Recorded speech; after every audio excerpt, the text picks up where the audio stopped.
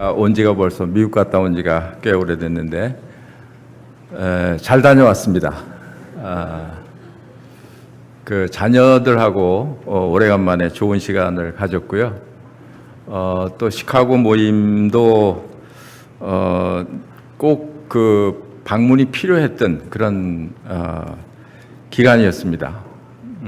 여러 가지로 좀 어려움이 있는 그런 때였는데 마침 가서 좋은 이제 교제를 갖게 돼서 몇 번 미루다가 제가 갔는데 아마 그것도 때를 하나님께서 이렇게 맞추신 게 아닌가 이렇게 생각할 만큼 합당한 그런 때에 교제를 가졌습니다.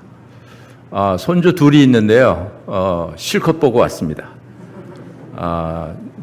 이제 여기는 저희 식구들이 없으니까 손주들하고 이렇게 재미있게 보내시는 분들 보니까 굉장히 마음에 부럽더라고요. 그래서 저도 이제 가서 한꺼번에 그냥 계속 같이 먹고 자고 뭐 하면서 한꺼번에 실컷 보고 이제 몇 년 안 봐도 될 것 같습니다. 사진을 엄청 찍어왔기 때문에 이제 사진을 보면 되고요. 그러니까 손주들 너무 자랑하지 마세요. 없으신 분들은 부럽습니다. 오늘은 제가 그 고린도 후서 말씀을 읽으면서 사도 바울에 대해서 깊이 생각을 하게 되었는데 우리가 가늠하지 못할 만큼 사도 바울이 얼마나 많은 그런 고난 가운데 있었나 하는 것을 생각을 하게 됐습니다.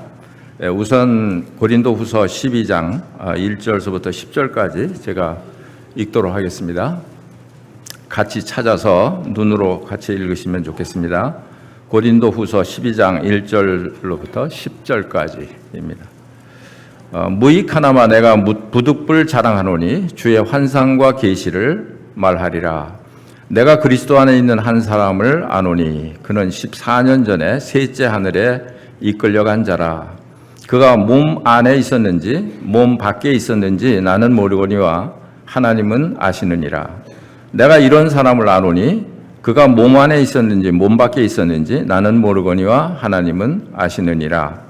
그가 낙원으로 이끌려가서 말로 표현할 수 없는 말을 들었으니 사람이 가히 이르지 못할 말이로다. 내가 이런 사람을 위하여 자랑하겠으나 나를 위하여는 약한 것들 외에 자랑하지 아니하리라. 내가 만일 자랑하고자 하여도 어리석은 자가 되지 아니할 것은 내가 참말을 함이라.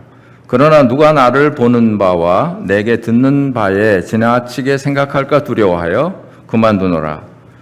여러 계시를 받은 것이 지극히 크므로 너무 자만하지 않게 하시려고 내 육체에 가시 곧 사단의 사자를 주셨으니 이는 나를 쳐서 너무 자만하지 않게 하려 하심이라.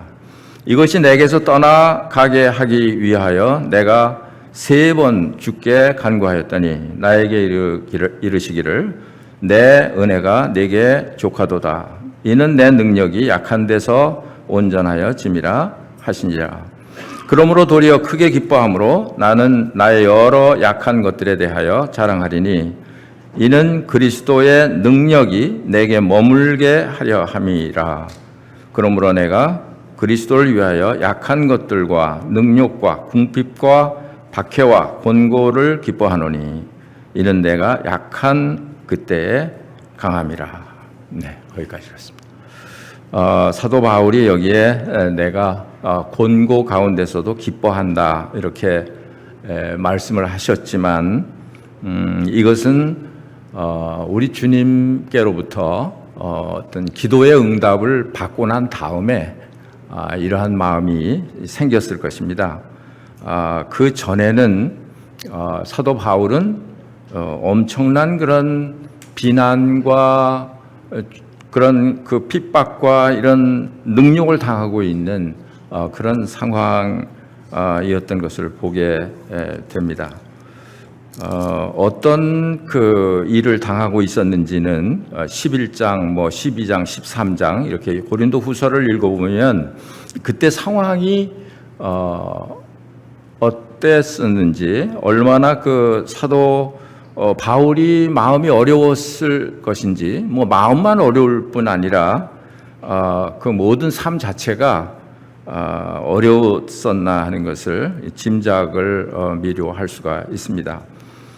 이때는 아마 그 거짓 사도들도 이렇게 활동을 하고 있었던 것 같습니다. 그러면서 이 사도 바울은 사도라고 볼 수 없다, 이렇게 비난을 하고, 그러니까 그것을 듣는 고린도 교인들도 사도 바울이 무슨 사도냐, 그분은 예수님 생전에 계실 때 함께 하지도 않았던 그런 분인데 어떻게 사도라고 일컬을 수 있느냐, 이런 그 이유에서 이 사도 바울의 그런 사도직을 이렇게 부인하는 이런 그 사람들이 있었던 것 같습니다.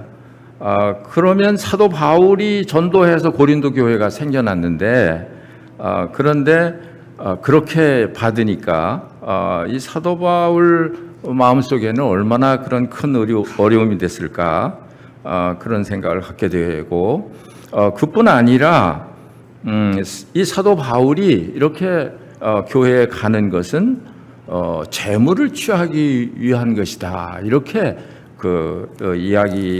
비난하는 그런 사람들이 있었습니다. 전장으로 가셔서 11장에 가보시면 11장 8절에 보시면, 내가 너희를 섬기기 위하여 다른 여러 교회에서 비용을 받은 것은 탈취한 것이라. 또 내가 너희와 함께 있을 때 비용이 부족하였을 때 아무에게도 누를 끼치지 아니하였음은 마게도니아에서 온 형제들이 나의 부족한 것을 보충하였음이라. 내가 모든 일에 너희에게 폐를 끼치지 않기 위하여 스스로 조심하고 또 조심하리라. 사도 바울은 어떤 재물을 위해서 고린도 교회에 간다든지 그렇게 한 적이 없는데도 불구하고 이렇게 이제 그 말을 왜곡을 해서 하는 것을 보게 됩니다. 또 여기 같은 12장 14절 말씀에도 보시면, 보라 내가 이제 세 번째 너에게 가기를 준비하였으나 너희에게 폐를 끼치지 아니하리라. 내가 구하는 것은 너희의 재물이 아니요 오직 너희니라, 그런 말씀을 하고 있고요. 16절에도 하여간 어떤 이의 말이 내가 너희에게 짐을 지우지는 아니하였을지라도 교활한 자가 되어 너희를 속임수로 취하였다 하니, 이렇게 이제 비난을 하는 그런 것이 있었던 것 같습니다. 그런데 사도 바울은 그런 사람은 아니었습니다. 오히려 비용이 모자라면 자신이 장막 짓기를 해서 동행들의 쓸 것을 공급을 하고, 또 고린도 교회를 위해서 사용을 하고, 이런 분이었는데도 불구하고 이런 이제 상황이기 때문에 사도 바울이 고린도 교회에 지금 세 번째 가기를 원하는데 그 가는 것도 굉장히 두려워하는 거예요. 여기 12장 20절에 보시면, 19절에 보시면, 너희는 이때까지 우리가 자기 변명을 하는 줄로 생각하는구나. 우리는 그리스도 안에서 하나님 앞에서 말하노라. 사랑하는 자들아, 이 모든 것은 너희의 덕을 세우기 위함이라. 내가 갈 때 너희를 내가 원하는 것과 같이 보지 못하고, 또 내가 너희에게 너희가 원하지 않는 것 같이 보일까 두려워하며, 두려워하는 마음이 있었어요. 그러니까 원하지 않는 고린도 교회 모습을 사도 바울이 볼까 봐 두려워했고, 또 원하지 않는 사도 바울을 그런 모습을, 고린도 교회의 그런 모습을 또 사도 바울이 볼까 봐 또 두려워하고, 또 다툼과 시기와 분냄과 당짓는 것과 비방과 수군거림과 거만함과 혼란이 있을까 두려워하고, 이런 것들도 이제 두려워했습니다. 평안하지 상태에 있었으니까요.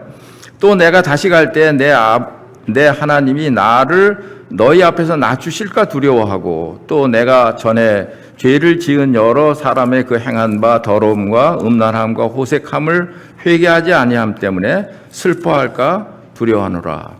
예, 그래서 상당히 그 사도 바울은 고린도 교회를 방문하기에 앞서서 이렇게 많은 그런 어떤 그 마음의 갈등, 어려움, 이런 게 있었던 것 같습니다.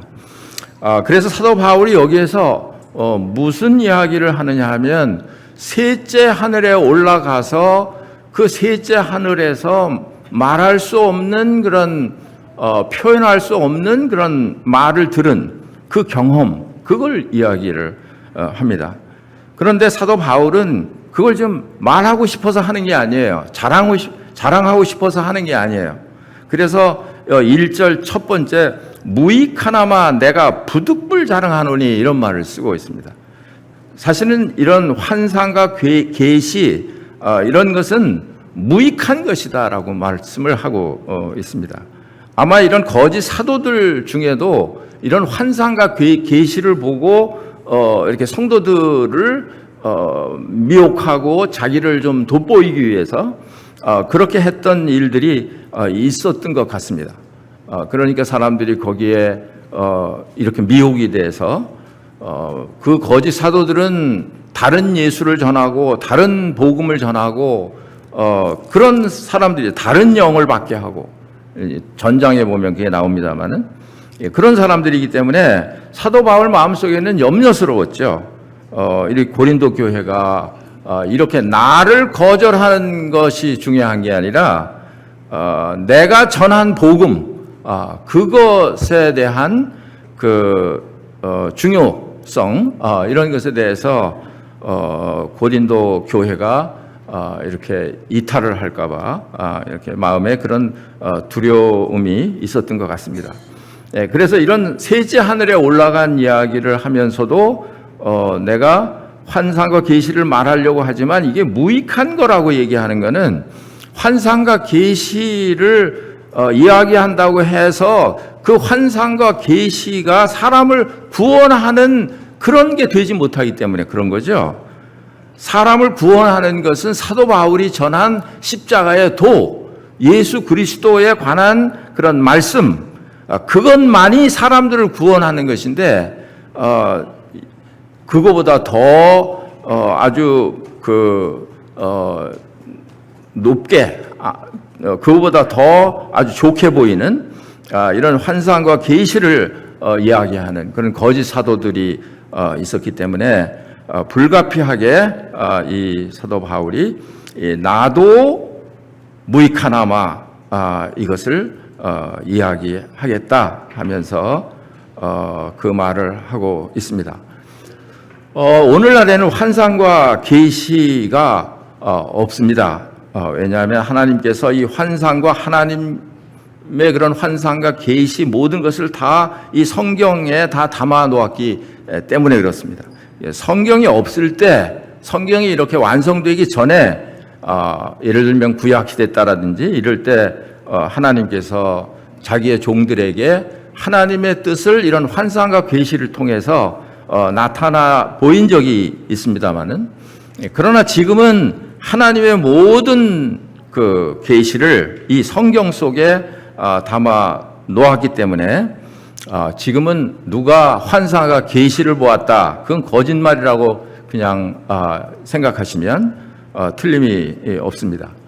얼마 전에 제가 유튜브에서 그 어떤 제가 별걸 다 어떤 때는 봐요. 근데 그 이단의 교주가 강의하는 것을 들었는데, 그 이단의 교주가 뭐라고 얘기를 해서 사람들을 미혹하나, 그런 걸 이제 이게 알게 되었는데, 뭐라고 얘기하냐면, 하나님께서 자기에게 요한계시록을 계시를 하셨다는 거예요. 그래서 요한계시록을 자기에게 다 펴서 보여주었다는 겁니다. 그래서 자기의 말을 듣지 않으면 다 구원받지 못한다, 이렇게 이야기를 하는 소리를 들었습니다. 거짓말쟁이죠. 왜 그렇습니까? 요한계시록 1장 1절에 보니까 이것은 예수 그리스도의 계시라 그렇게 말씀을 하셨잖아요. 또 이것을 그 종 요한에게 속히 될 일을 이렇게 보이셔서 기록했다. 그 사람이 아니고요. 이 암흑의 그물이 아니고 요한에게 계시해서 요한계시록을 기록했다. 그리고 3절에 보니까 이 예언의 말씀을 읽는 자와 듣는 자와 지키는 자들이 복이 있다. 그렇게 말씀을 하셨지. 어디 어떤 사람에게 요한계시록을 계시를 다 보여줘서 그 사람의 말을 듣지 않으면 구원 받지 못한다. 이런 말이 없지요. 그러니까 1절에서 3절만 읽어도 그 말이 거짓말이라는 걸 알 수 있게 되는 것이죠. 여하간 지금 우리가 살고 있는 이 시대에는 결코 하나님께서 이런 환상과 계시를 통해서 말씀하지 않는다 하는 것입니다. 구약 시대 때도 거짓 선지자와 참 선지자가 있어서 그것이 헷갈렸어요. 어떤 것이 참 계시고 어떤 것이 참 환상인지를 왜냐하면 그때는 성경이라는 기준이 없었으니까 그럴 수밖에 없었습니다. 그리고 혼란하게 하는 그런 게 있었습니다. 지금도 마찬가지죠. 지금도 어떤 사람이 환상을 보고 계시를 받아서 내가 하나님 말씀을 받았다 이렇게 얘기를 하면 다른 사람도 또 그렇게 계시를 받았다고 말할 수 있는 거 아니겠습니까? 그러면 어떤 사람이 받은 계시가 참 하나님의 말씀인지를 알 방법이 없죠. 알 도리가 없잖아요. 그런 걸 아시고 하나님께서는 모든 계시의 말씀을 이 성경 66권에다가 담아 놓았습니다. 우리 구원서부터 어떤 시대적인 그런 앞으로 될 일에 대해서도 모든 것에 대해서 이 성경에 하나님의 감동으로 하나님 말씀을 기록해 놓고 있기 때문에 우리는 다른 것을 결코 믿거나 쫓아가거나 이렇게 해서는 안 되죠. 하나님의 말씀만 오직 우리가 믿고 따라야 한다 하는 것입니다. 그런데 이제 이때는 이제 사도 바울이 이 환상과 계시에 대해서 지금 말씀을 하고 있습니다. 물론 이때도 성경이 완성된 때는 아니고요. 그러면서도 이 일이 14년 전에 있었다 이렇게 말을 합니다. 14년 동안 그 계시를 셋째 하늘에 올라간 경험을 했는데도 불구하고 사도 바울이 말을 안 하고 있다가 지금 14년 후에 지금 이런 상황에 따라서 고린도 교회들에게 교회에 유익을 될까 해서 지금 이제 이 이야기를 하고 있습니다. 말을 하면서도 자기 이야기처럼 얘기하는 게 아니라 제3자처럼 이야기를 해요. 내가 그리스도 안에 있는 한 사람을 아노니 딴 사람 제3자를 얘기해요. 그는 14년 전에 셋째 하늘에 이끌려 간 자라. 셋째 하늘은 뭐 보통 대기권을 첫 번째 하늘, 그 다음에 우주를 두 번째 하늘, 셋째 하늘은 하나님이 계신 그곳. 그곳에 끌려갔다. 분명한 것은 이 셋째 하늘은 하나님이 계신 곳. 요한계시록에 나오는 거룩한 새 예루살렘 성. 그 성에 이 몸 안에 있었는지 몸 밖에 있었는지 모르지만 그러나 사도 바울이 거기에 이끌려서 갔었다 하는 것입니다.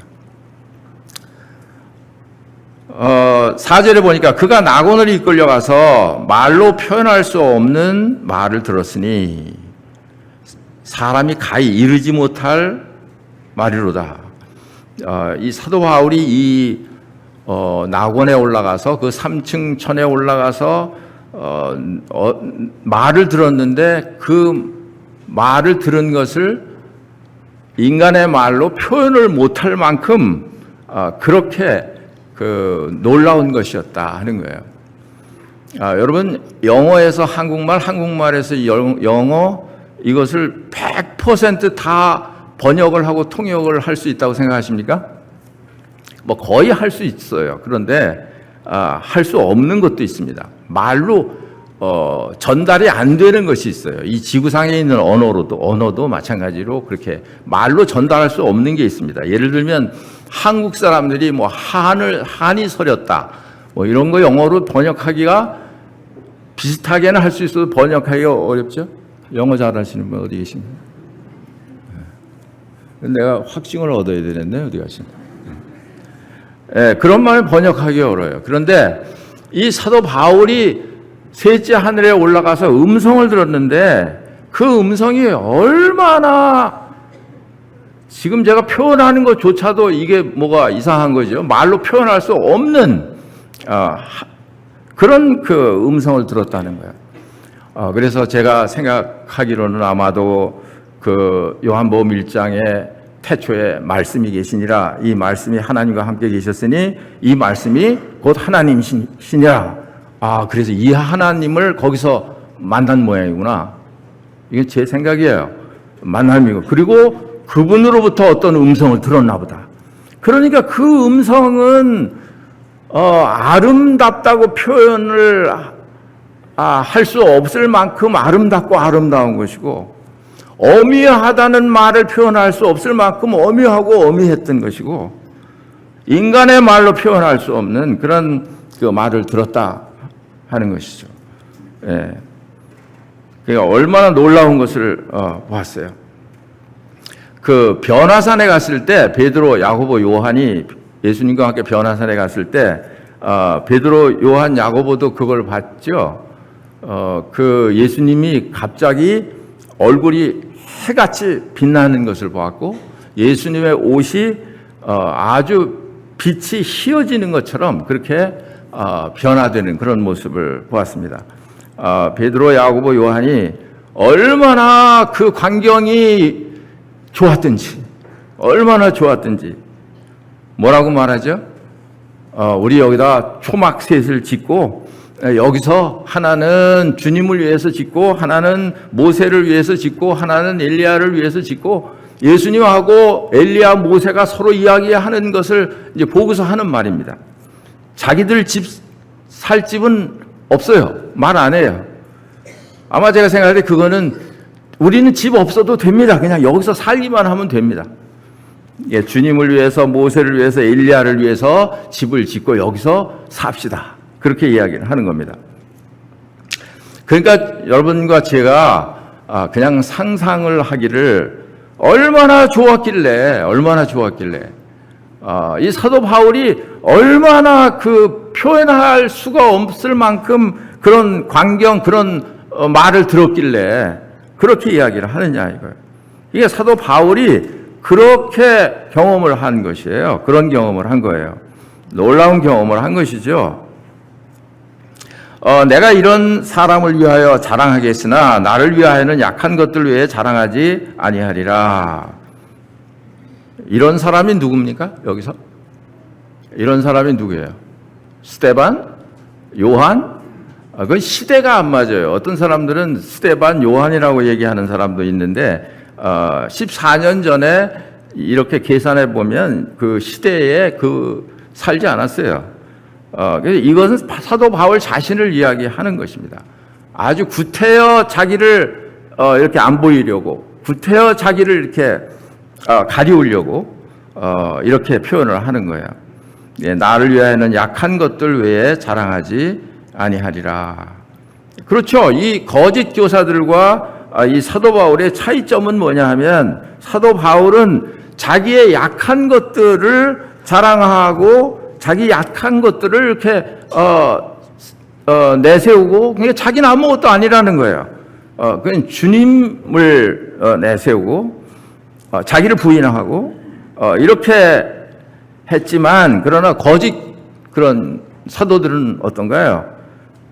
차이점이 뭐냐 하면 거짓 사도들은 자기를 아주 높게 보이고 자기를 신령하게 보이고 자기를 아주 이렇게 좋게 보이게 하는데 이 말을 하는 그런 이제 사람들이었다 하는 걸 우리가 알 수가 있습니다. 그래서 결국은 그 이단 교주가 나중에는 뭐라고 얘기를 하냐면 결국은 뭐예요? 결국은 내 말을 들어야 되는데 결국은 내가 하나님이라는 거예요. 내가 하나님이라는. 결국은 그렇게 되는 것이죠. 아마도 그 7년 환란 기간 동안에도 이 적그리스도가 그럴 거예요. 적그리스도가 자기를 하나님이라고 한다 이렇게 기록되어 있지 않습니까? 이렇게 이적과 뭐 기사를 행하면서 자기를 하나님이라고 한다. 그러니까 자기를 높이는 거예요. 그런데 사도 바울은 하나님의 참 종이었습니다. 그래서 자기 약한 것들 외에는 자랑하지 않는다라고 말하고 있습니다. 이게 아마도 사도 바울의 그 사역에 있어서 매우 중요한, 하나님께서 사도 바울을 사용하시는 그런 이유 중에 하나가 그거였을 것입니다. 사도 바울이 약한 것에 대해서 이것을 자기 약한 것을 알았기 때문에 그래서 여기 보니까 6절에도 내가 만일 자랑하고자 하여도 어리석은 자가 되지 아니할 것은 내가 참말을 함이라. 그러나 누가 나를 보는 바와 내게 듣는 바에 지나치게 생각할까 두려워하여 그만두노라. 만약에 이런 환상과 계시를 자꾸 얘기를 해보세요. 그러면 사람들이 이 사도 바울을 뭘로 생각할까요? 나중에는 이분은 하나님께서 보내신 뭔 신인가 보다 이렇게 생각하지 않겠습니까? 그러니까 그 사람을 달리 생각을 하는 거예요. 똑같은 사람으로 보는 게 아니고. 실제로 바울과 바나바가 전도할 때 그런 일을 당한 적이 한 번 있죠. 어디 루스드라에서 그 나면서부터 안진뱅이가 있었는데 바울이 그를 보고 내 발로 즉시 일어나라 말하니까 그 안진뱅이가 일어나서 걸었습니다.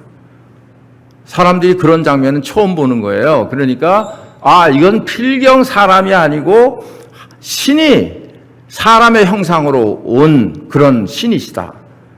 그래가지고 막 제사상 준비해가지고 그 앞에 차려놓고 막 절하려고 했지 않습니까? 그러니까 사도 바울이 막 역정을 냈죠. 왜 이렇게 하느냐고. 우리 당신들하고 똑같은 성정을 가진 사람이라고. 내가 전하는 이 복음 전하는 이유가 거기 있는 거라고. 이런 그 우상을 섬기고 이런 데서 돌이켜서 하나님께로 돌아오게 하려는 것이라고. 그런데도 불구하고 이 사람들은 아닙니다. 우리가 제사를 지내야 됩니다. 극구 막 제사를 지내려고 했던 것 같아요. 그래서 겨우 이렇게 말렸다. 그런 말씀을 보니까 그 사람들이 그렇게 했던 것 같습니다. 그래서 이 어떤 그런 이적과 기사, 환상과 계시 이런 것이 나타나면 사람들은 그 사람을 이렇게 추앙하고 앙모하게 돼 있죠. 그래서 나중에 무슨 말을 해도 믿는 거예요. 그가 하나님이라고 해도 믿는 거예요. 그 사람 말을 듣지 않으면 구원을 받지 못할까봐 그 많은 사람들이 미혹을 받아서 따라가는 거예요. 그 사람들이나 우리도 성정이 같은 사람이에요.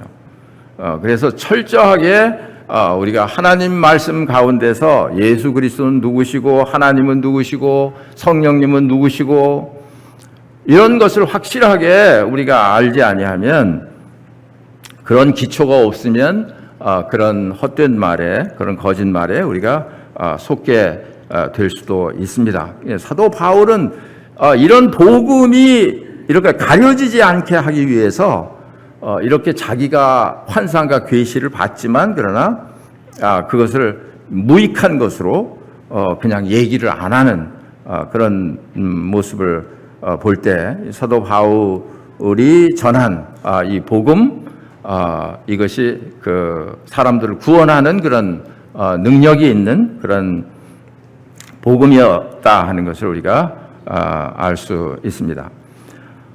그 다음에 7절에 보시면 여러 계시를 받은 것이 지극히 크므로 계시를 한 번 받은 것도 아닌 것 같습니다. 여러 번 계시를 받아서 너무 크기 때문에 너무 자만하지 않게 하시려고 내 육체에 가시 곧 사단의 사자를 주셨으니 이는 나를 쳐서 너무 자만하지 않게 하려 하심이라. 그렇잖아요. 사도 바울도 이렇게 계시를 받으니까 자만해진다고 하잖아요. 하나님도 사도 바울이 이런 계시를 너무 많이 보여주셨기 때문에 사도 바울이 교만해질까 봐 염려하시는 거잖아요. 그렇죠? 그러니까 사람은 연약한 거란 말이에요. 그래서 그렇게 되는 거예요. 계시를 너무 많이 하나님께로 받은 것이 많은 사람은요, 교만하게 되는 거예요. 잘못하면요. 그래서 하나님께서 사도 바울에게 육체의 가시 곧 사단의 사자를 주었다 이렇게 말씀하고 있습니다. 이렇게 얼마나 그 가시가 괴롭혔으면 사단의 사자라고 이렇게 표현을 했을까요? 계속해서 사도 바울을 찌르는 그런 가시가 있었습니다. 육체의 가시가 있었어요. 어떤 사람들은 간질병이라고도 하고 어떤 사람들은 안질환이라고도 합니다.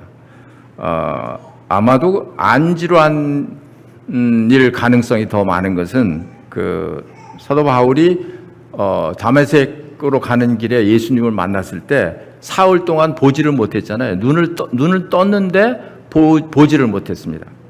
아마 눈은 떴는데 뭔가 무슨 하얀 그런 각막이나 이런 것들이 다 눈을 덮여져 있었는지 모르겠습니다만, 사흘 후에 하나님께서 아나니아를 보내가지고 안수를 해서 이렇게 눈을 뜨게 했는데, 아마 그때 그것을 하나님께서 이렇게 완전하게 다 회복하지 않고 가시로 이 사도 바울로 하여금 자만하지 않고 교만하지 않고 겸손하게 하게 하기 위해서 가시로 남겨두지 않았을까 하는 생각을 하게 합니다.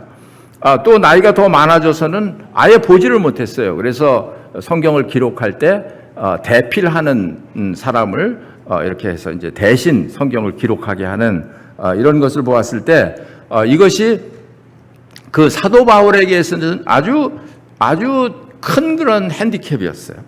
어느 정도냐 하면 갈라디아서 4장 14절에 이런 말씀이 있는데요. 너희를 시험하는 것이 내 육체에 있으되, 너희를 시험하는 것이 내 육체에 있다. 근데 너희가 업신여기지도 아니하며 버리지도 아니하고, 그런 말을 해요. 그러니까 사람들이 사도 바울을 봤을 때 업신여길 만큼, 무시당할 만큼 그런 어떤 육체에 그런 가시가 있었던 것이죠. 그냥 보기만 해도 요즘 말로 혐오감이 들 만큼 이렇게 무시할 만큼 이런 모습이었다는 거예요. 그러니까 사도 바울 마음속에 그게 얼마나 상처가 되었을까요? 얼마나 상처가 되었을까요? 왜 하나님께서 나로 하여금 이렇게 복음을 전하도록, 하나님 말씀을 전하도록 선택하고 부르셨는데 왜 사람들에게 이렇게 무시를 당하고 또 업신여김을 당할 이런 육체의 가시를 나에게 남겨두셨냐 하는 거예요. 이것만 없으면 내가 더 복음을 잘 전할 수 있고 더 일을 잘할 수 있을 텐데, 이런 생각을 사도 바울이라고 안 했겠습니까? 그럴 때마다 혹시 안질이 아니고 간질이라고 해도 마찬가지입니다. 사람들 앞에서 갑자기 쓰러져서 막 그냥 떨다가 얼마 동안 지나서 또 멀쩡한 사람처럼 또 일어나고, 이런 것이 반복돼서 계속 됐을 때 이 사도 바울을 보는 사람들, 또 사도 바울 자신이 그걸 생각할 때 이게 얼마나 그 사도 바울에게 가시가 되었을까요? 이런 아픔이 있었던 거예요. 그런데 성도들은 달랐습니다. 사도 바울의 그걸 보면서도 업신이기도 아니하고 버리지도 아니하고 그리스도 예수와 같이 영접했다. 그리스도 예수를 영접하는 그런 것처럼 사도 바울을 영접했다. 이렇게 말씀을 하고 있는 것을 보면 성도들은 그렇지 않았어요. 그런데 이 거짓 사도들도 이런 것을 가지고 얼마나 그 가십을 삼았을까요? 사람들에게.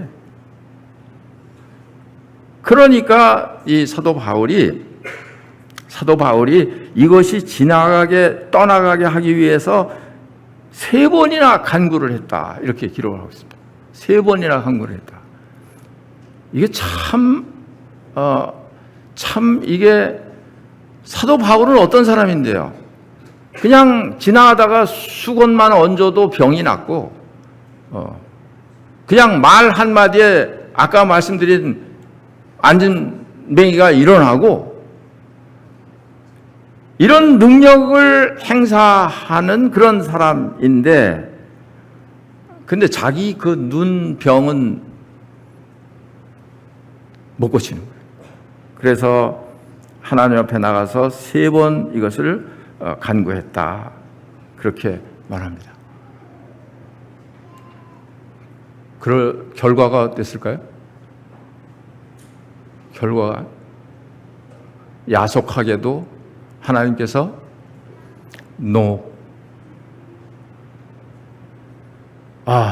저는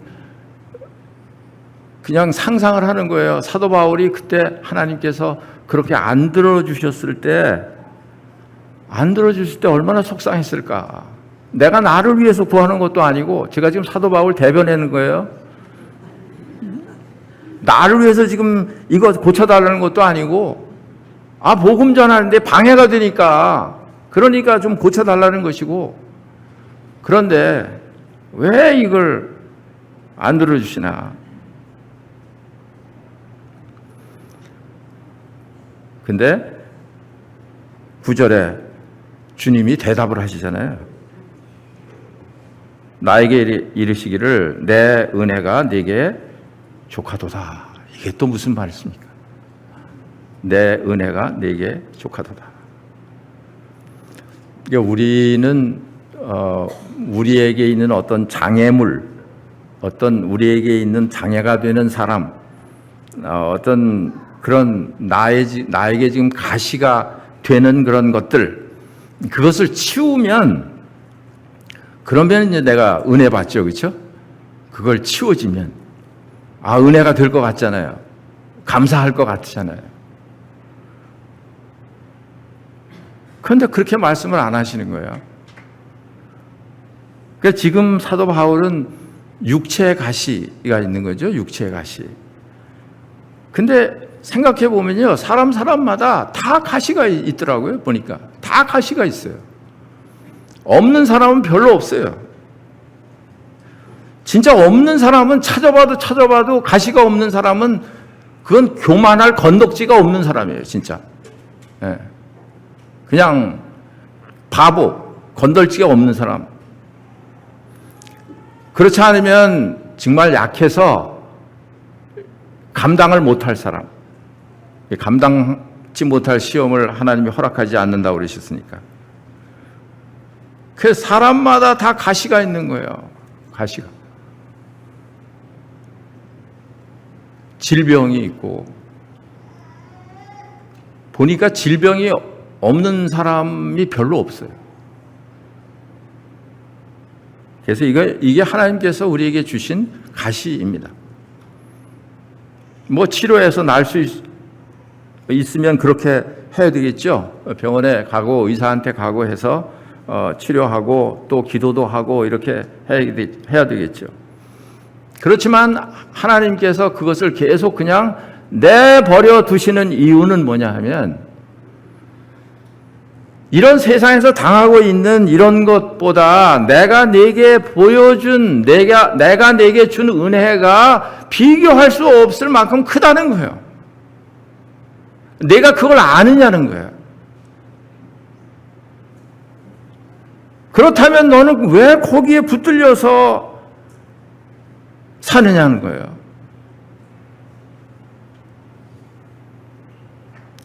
내가 너에게 준 은혜로 만족할 수 없느냐 하는 거예요. 그래서 어떤 때는 하나님께서 우리 기도를 안 들어주세요.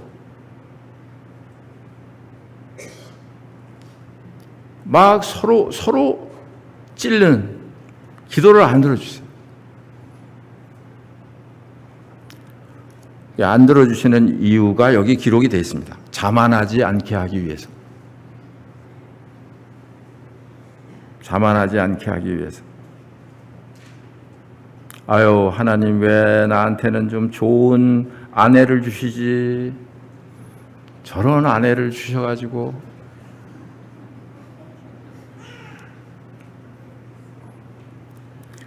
아이고, 하나님 왜 나한테는 저런 남편을 주셔가지고.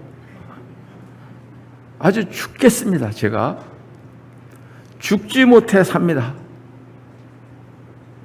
말하는 것마다 나를 찌르고요. 아주 괴롭기가 짝이 없어요.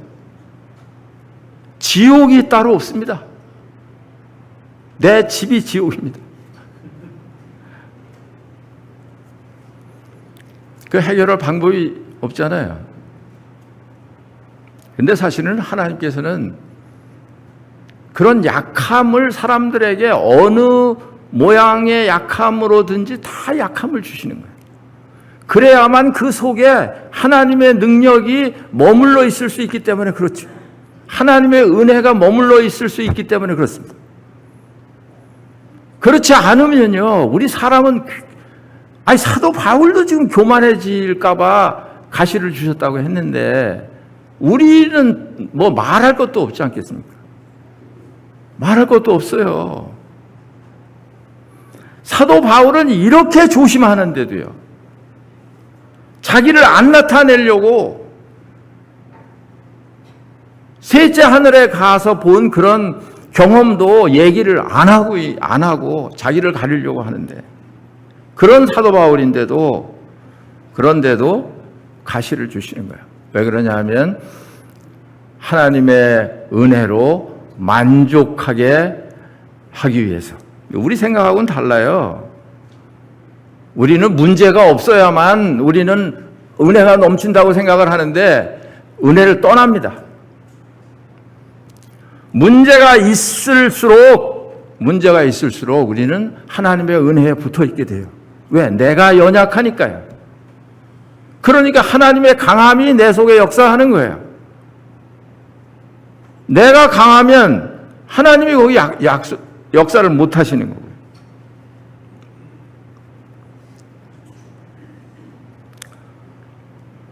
그래서 9절에 보니까 나에게 이르시기를 내 은혜가 네게 족하도다. 이는 내 능력이 약한 데서 온전하여 짐이라 하신지라. 그러므로 도리어 크게 기뻐함으로 나의 여러 약한 것들에 대하여 자랑하리니 이는 그리스도의 능력이 내게 머물게 하려 함이라. 그러므로 내가 그리스도를 위하여 약한 것들과 능욕과 궁핍과 박해와 곤고를 기뻐하노니. 이제 사도 바울이 그 약한 것과 능욕과 궁핍과 박해와 곤고를 기뻐한다 그랬습니다. 그러니까 말씀에 우리가 항상 기뻐하라, 쉬지 말고 기도하라, 뭐 항상 기뻐하라 말씀을 하셨다고 해서 우리가 구원받은 다음에는 그냥 항상 기뻐합니까? 기뻐해요? 말씀 한 말씀도 안 하시는 거 보니까 아닌 거죠. 아닌 거예요. 그렇죠? 네. 말씀을 항상 기뻐하라고 했어요. 그런데 구원 받았는데 왜 기쁨이 없냐? 없는 게 당연한 거예요. 없는 게 당연한 거예요. 괜히 혼자만 신령한 그냥 삼층천에 사는 것처럼 말하지 말아요. 지금 사도 바울은 셋째 하늘에 올라가서 그 영광을 봤어요. 그런데 지금 현실은 그렇지 않아요. 현실은 지금 고통 중에 있어요. 현실은 지금 가시가 나를 찌르고 있어요. 능욕이 있어요. 궁핍이 있어요. 박해가 있어요.